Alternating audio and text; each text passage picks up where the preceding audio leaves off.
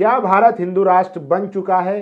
क्या भारत में संविधान खत्म हो चुका है? और क्या भारत में जितने भी अल्पसंख्यक है, मुसलमान, ईसाई, जैन, बौद्ध और जो और लोग भी हैं जो धर्म को नहीं मानते, क्या उन लोगों को अब देश से निकाला जाएगा? क्या उन लोगों की खबर बनना बंद हो चुकी है?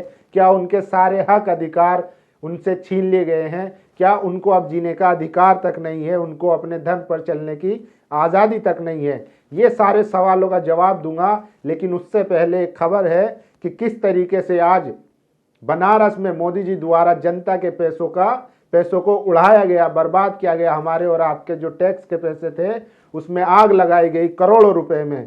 लेकिन फायदा क्या हुआ, उसका जनता को क्या बेनिफिट मिला, ये भी बताऊंगा। लेकिन उससे पहले देखिए कि कर्नाटक में राणा यूब ने ट्वीट किया है कि कर्नाटक में हिंदुत्व ग्रुप ने ईसाइयों की जो धार्मिक बुक है उसको जलाया, चर्च पर हमला किया, ये आरोप लगाते हुए कि ये लोग धर्मांतरण करवाते हैं जबरदस्ती। तो किस तरीके से लगातार अभी तक आपने देखा था कि कैसे मुसलमानों को हैरेस किया जा रहा है, लिंचिंग की जा रही है, मस्जिदों पे हमले हो रहे थे, खुले में नमाज पढ़ने नहीं दिया जा रहा था। लेकिन अब धीरे धीरे ईसाइयों का भी नंबर आने लगा है। ये पहला मामला नहीं है। अभी हाल ही में आपने देखा होगा कि मध्य प्रदेश में क्रिश्चियन स्कूल पर किस तरीके से हमला किया गया था, ये आरोप लगाते हुए कि वो लोग भी धर्म परिवर्तन करवाते हैं बच्चों का।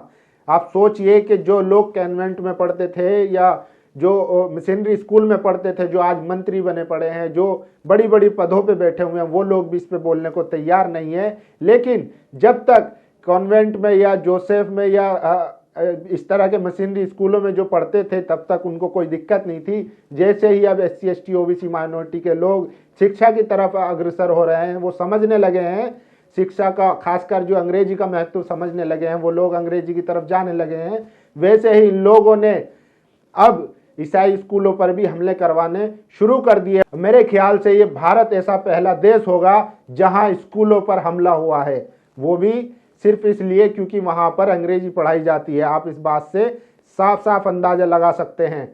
ये देखिए, विजुअल देख लीजिए कि किस तरीके से चौराहे पर उन ईसाइयों की धार्मिक बुक को जलाया जा रहा है। क्या ईसाइयों के धार्मिक सेंटिमेंट नहीं है? क्या उनके जो रिलीजियन सेंटिमेंट है उनके सेंटिमेंट हट नहीं होंगे? लेकिन जब बात आती है हिंदुस्तान की, तो ये लोग अग्रसर हो जाते हैं। पूरा गोदी मीडिया भोपू बजाने लगता है, लेकिन अपनी माइनॉरिटी को जो है तहफ़्फ़ुज़ देने में नाकाम है। मोदी जी देश भर में, दुनिया भर में जाकर विश्व गुरु बनने का सपना तो दिखाते हैं देशवासियों को, लेकिन अपने देश में जो माइनॉरिटी है, जो अल्पसंख्यक है, उनको तहफ़्फ़ुज़ नहीं दे पा रहे हैं, उनको सिक्योरिटी नहीं दे पा रहे हैं। आज बनारस में जिस तरीके से काशी विश्वनाथ कॉरिडोर का भव्य इवेंट मैनेजमेंट किया जा रहा है, लेकिन उसके बाद ये खबर भी है जो क्रिश्चियनों पर हमले हो रहे हैं, जिनके चर्चों को तोड़ा जा रहा है, उनकी स्कूलों को तोड़ा जा रहा है। इस पर आज तक एक शब्द नहीं बोले हैं मोदी जी, बल्कि वो हिंदी और हिंदुस्तान की बात करते हैं। वसीम अकरम त्यागी जो बड़े पत्रकार हैं, वो लिखते हैं, ईसाई समुदाय लगातार निशाने पर है। रोहतक के बाद कर्नाटक में एक चर्च पर हमला हुआ। हमलावर हिंदुत्ववादी गैंग है। इस गैंग ने एक चर्च में घुसकर तोड़फोड़ की, किताबों को जला दिया। अल्पसंख्यकों के साथ होने वाली इन घटनाओं पर कमीशन फॉर माइनॉरिटी अफेयर खामोश है। वहीं जो उनके चीफ है लालपुरा जी को भी टेक क्या इसी खामोशी का वेतन लेते हैं। तो सरकार की तरफ से कोई ऑफिशियल बयान आने को तैयार नहीं है, ना ही होम मिनिस्ट्री की तरफ से, ना ही PMO की तरफ से, ना ही मोदी की तरफ से। बल्कि मोदी जी जाकर यूपी में लाल टोपी, पीली टोपी, जिन्ना विन्ना सब बोलते हैं, लेकिन एक शब्द अपनी माइनॉरिटी के तहफ़्फ़ुज़ के लिए नहीं बोल सकते हैं।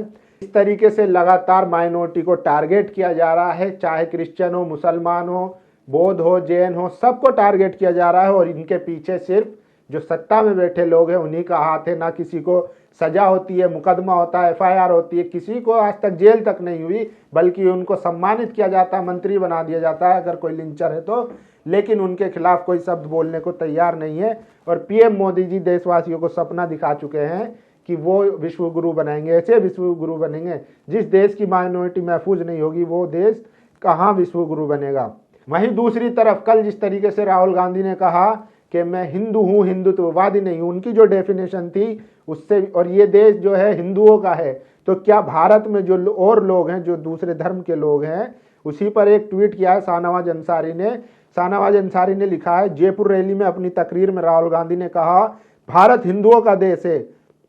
सवाल तो होना चाहिए राहुल गांधी से, अगर भारत हिंदुओं का देश है तो फिर मुसलमानों का, सिखों का, ईसाइयों और दीगर धर्म के लोगों का क्या है? क्या भारत गैर हिंदुओं का देश नहीं है? क्या गांधी की विचारधारा यही थी?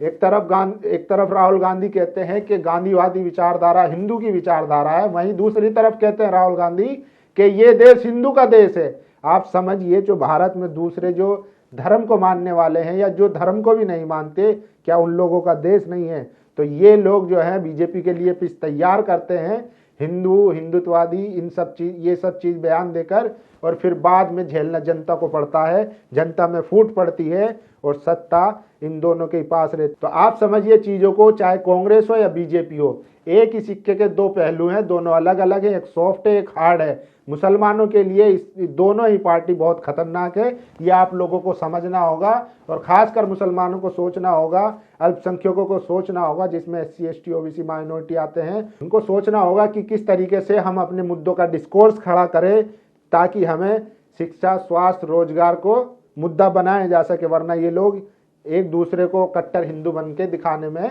अग्रसर है। PM मोदी आज जहां बनारस में काशी विश्वनाथ का लोकार्पण कर रहे हैं, वहीं उस पर अजीत अंजुम ने ट्वीट किया है कि आज के अखबार विज्ञापन अभिषेक से नहाए हुए गंगा पुत्र के दिव्य दर्शन देखिए। ये देखिए, पेपरों की कटिंग देख लीजिए, आज के जितने भी अखबार है, Dainik Jagran, the Times of India, Amar Ujala, Hindustan, Indian Express, the Economic Times, Nav Bharat Times, Hindustan, front page पे बड़ी बड़ी तस्वीरें दी गई है। आप इसको समझ लीजिए, एक पेज का जो पैसा है वो लाखों रुपए होता है, और हर पेज में, चाहे दिल्ली, पूरे देश भर में जितने भी अखबार हैं, सबके फ्रंट पेज का आप लगाइए कितना पैसा खर्च हुआ होगा एडवर्टीजमेंट में। ये पैसा किसका? ये हमारा तुम्हारा पैसा है। लेकिन मोदी जी इस पर कुछ बोलने को तैयार नहीं है। वही देखिए, श्याम मीरा सिंह ने भी ट्वीट किया है, काशी विश्वनाथ कॉरिडोर के नाम पर गरीब जनता के टैक्स का पैसा उड़ाया जा रहा है। यही सरकार है जिसने कह दिया था कि कोविड में मरने वालों को मुआवजा देने के लिए पैसे नहीं है। इस मुल्क में जनता और राजा की मूर्खता चरम पर है। कब तक समझ आएगा कि इस मुल्क को मंदिर नहीं अस्पतालों की जरूरत है। आपको याद होगा कोरोना लॉकडाउन 2 में किस तरीके से नहर में, किस तरीके से गंगा पर लाशें तैर रही थी, ऑक्सीजन की कमी से सड़कों पर लोग मर रहे थे, और सरकार ने कह दिया था ऑक्सीजन की कोई कमी नहीं है।